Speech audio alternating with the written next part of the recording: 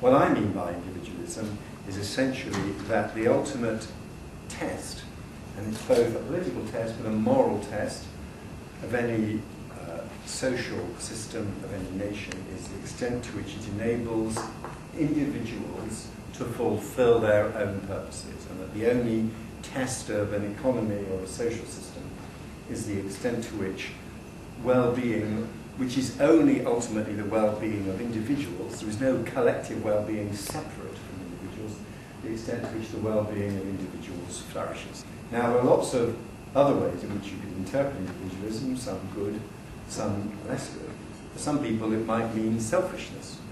There's no, but to me it doesn't have any account of what human motives are. Human motives can be positive or negative. We can be driven by the most extraordinary altruistic purposes, by, sadly, very selfish purposes. But it's not a statement of human motives. It's not the celebration of selfishness.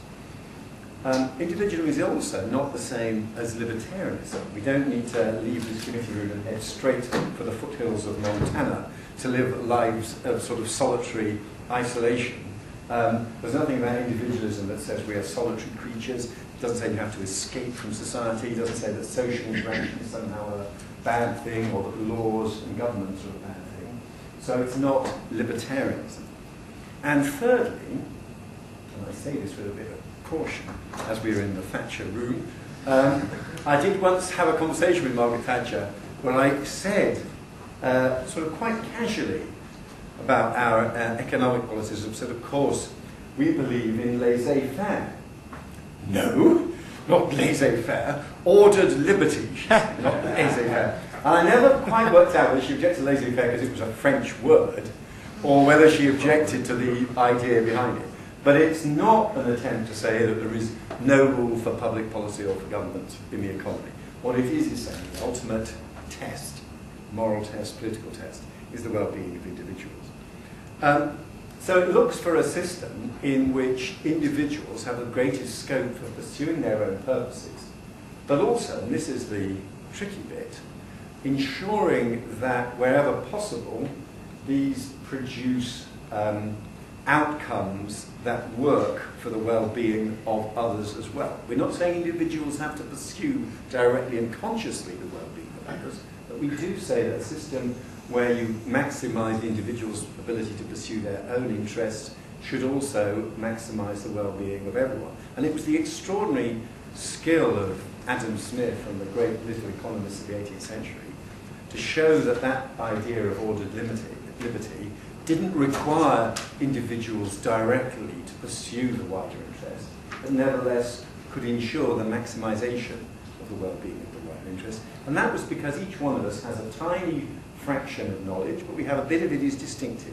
We have a modest set of skills, but they are distinctive. We should be able to use our knowledge and our skills to the best that we can without other people telling us how to use those skills. And if you then have a system of free market exchange, then you can maximise the well-being of everyone. Which isn't to say every individual necessarily will always benefit from such a system, but that overall it works. The tricky question in all this is whether what I've described is universally true. If I was standing in a room, not in the British House of Commons, but if I was standing in Beijing, would I be able to mount the same set of arguments in the same sort of way? And this is the tricky bit, because I fully accept that what I have just described to you, although we like to think of it as a set of universal principles, does have a rather specific set of roots. And that's why the people who have described best this system, be it through John Locke to Adam Smith and David Hume, have by and large been in the tradition of British political thought and British political economy. And this type of view of the world might seem completely baffling if we were meeting in Tehran or Beijing. I'm not claiming that every society will reach these insights by the same way, because I do think there are three particular reasons why we have reached this sort of view of the world. The first reasons are origins of many Western countries in their moral origins in the Christian religious tradition. And that Christianity is quite unusual in attaching so much weight to the idea of conscience and much less to the idea of conformity.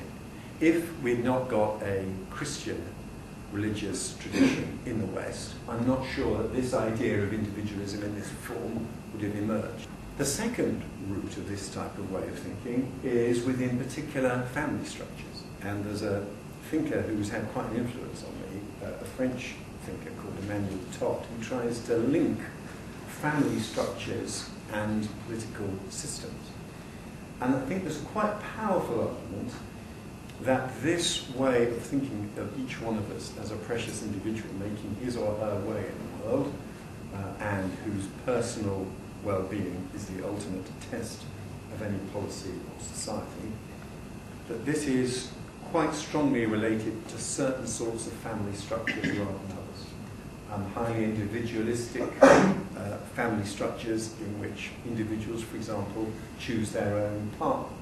I'm not sure that this tradition, that this way of thinking is so strong if you're in a clan-based society, or a tribal-based society, or a society where marriages are arranged, or a society where your parents or the tribe decides who it's in your best interest you should marry. The emphasis on personal emotional fulfillment through the choice of your partner is quite an important root for this. And interestingly, there was some analysis of some of the most robust individuals you could imagine.